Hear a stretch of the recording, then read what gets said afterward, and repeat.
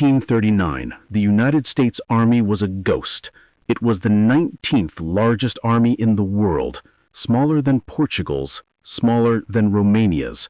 It had 190,000 soldiers, a skeleton force armed with the leftovers of a previous war. Its tanks were flimsy, machine gun-armed novelties. Its air force was not existent. During maneuvers in Louisiana, generals used flags to simulate gunfire and trucks to represent artillery because they had no real artillery to fire.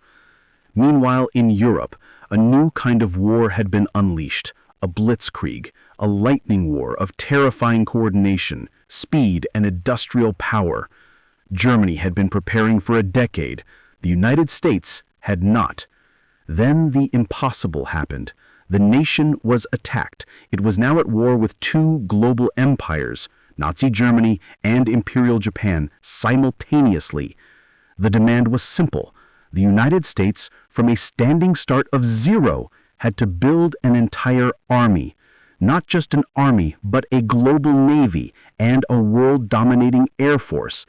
It had to arm itself, and it had to arm its allies, Great Britain, the Soviet Union, and China. It had to invent, build, train, and deploy a force capable of fighting and winning a two-ocean war across millions of square miles. And it had to do it yesterday.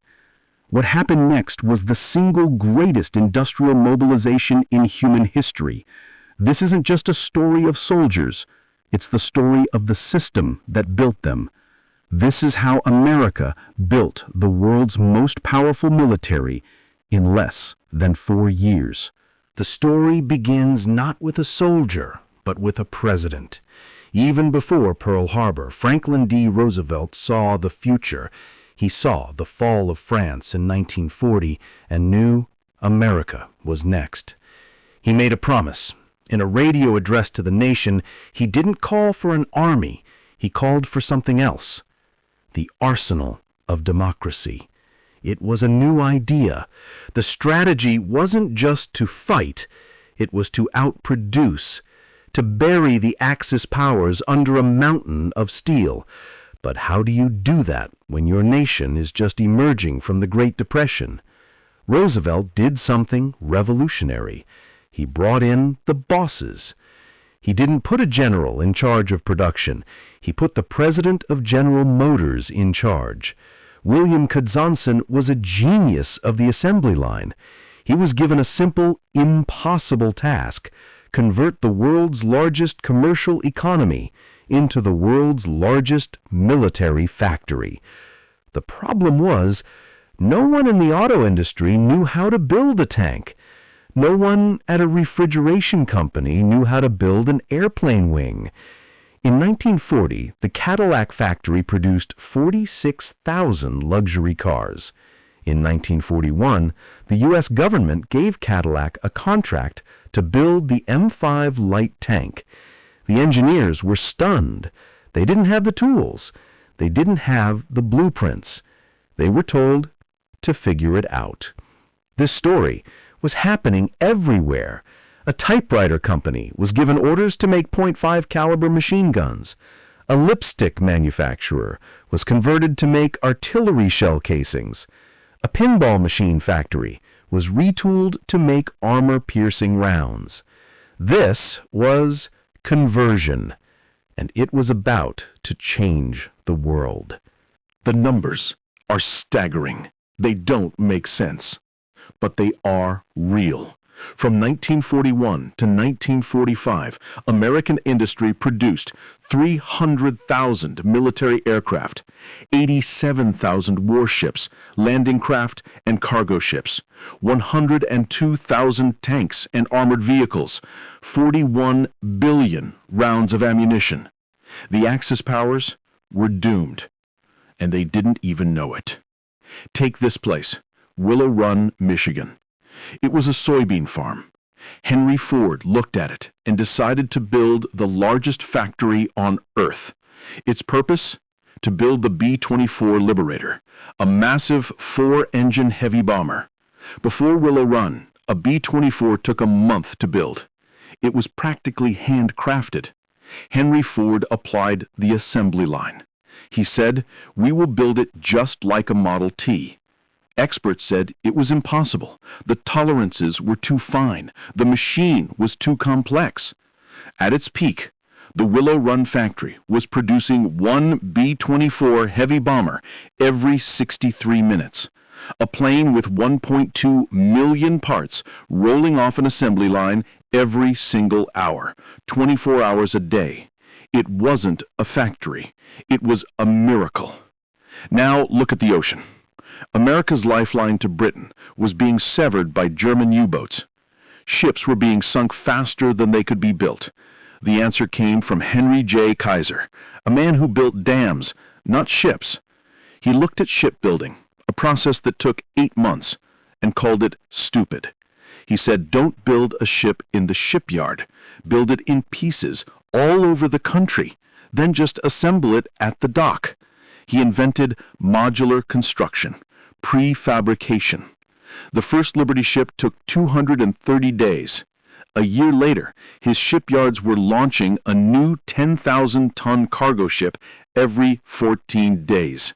They got so good at it that in November 1942, they built one ship, the SS Robert E. Peary, from its first steel plate to launching it in the water in 4 days and 15 hours.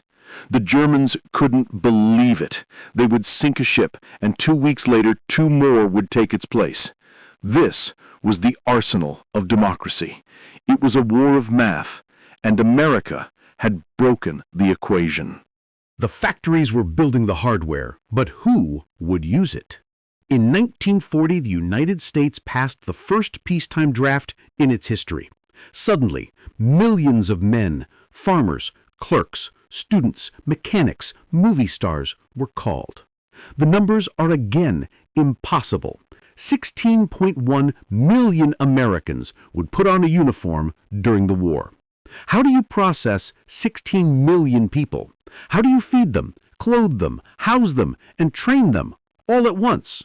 You don't just build factories, you build cities. This was Camp Blanding, Florida. In 1940, it was a swamp. In 1941, it was the 4th largest city in the entire state of Florida.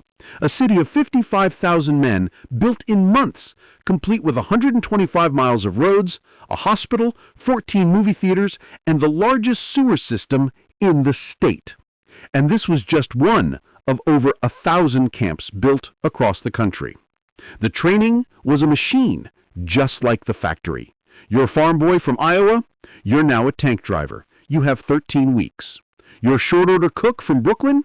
You're now a radio operator. You're a college student from California? You're now the pilot of a B-17. They became known as GIs. It stood for Government Issue. It was a joke, but it was true. The American soldier was the product of this industrial system. He was well-fed, well-clothed, and armed with the best equipment in the world. And there were millions of him. So by 1943, you have the two pieces. You have the hardware, tanks, planes, and guns, and you have the manpower, the GI. But there's a third and most critical piece, logistics. How do you get 50,000 Sherman tanks, 10 million rifles, and 8 million soldiers from Michigan to Berlin? This was the real secret weapon. First, you build the bridge of ships. The Liberty ships built by Kaiser become the world's largest conveyor belt. They are slow, they are ugly, they are called ugly ducklings, but there are 2,710 of them. They carry everything, tanks on the deck, ammunition in the hold, canned food in the galley. The Atlantic becomes a highway of steel. A GI in France had a 7-ton tail. For every one soldier at the front, there was 7 tons of equipment per month supporting him. Food, fuel, bullets, medicine, spare parts, and Coca-Cola. The logistics were so good, American soldiers were the only ones in the war who consistently got ice cream. But the most famous example was the Red Ball Express. After D-Day, the Allied armies broke out of Normandy and were racing across France so fast their supply lines snapped. The tanks were running out of gas, the artillery was running out of shells, the entire invasion was about to stop. So the army did something insane. They shut down every major road in northern France to civilian traffic. They created a 24/7, one-way, non-stop trucking route. Over 6,000 trucks, driving day and night, bumper to bumper. They were not allowed to stop, not for brakes, not for repairs. If your truck broke down, you were told to pull it to the side and wait for the next one. The drivers, 75% of them African-American soldiers in segregated units, drove for 48, 72 hours straight, high on adrenaline and coffee. The Red Ball Express delivered 12,500 tons of supplies every single day. It was the system that saved the Army that won the war. This is the result. When the world saw the D-Day Armada, it wasn't just an invasion, it was a reveal. It was the moment America showed its cards. 5,000 ships, 11,000 aircraft, 150,000 men in the first 24 hours. A German general at Omaha Beach looked at the sky, at the sea, and he didn't feel fear. He felt resignation. He reported back to headquarters. The sky is filled with their planes. The sea is filled with their ships. We are not being defeated. We are being overwhelmed. The war was won by math. Germany built a better tank, the Tiger. It was a masterpiece of engineering, deadly, thick-armored, feared by all. The problem? They only built 1,300 of them.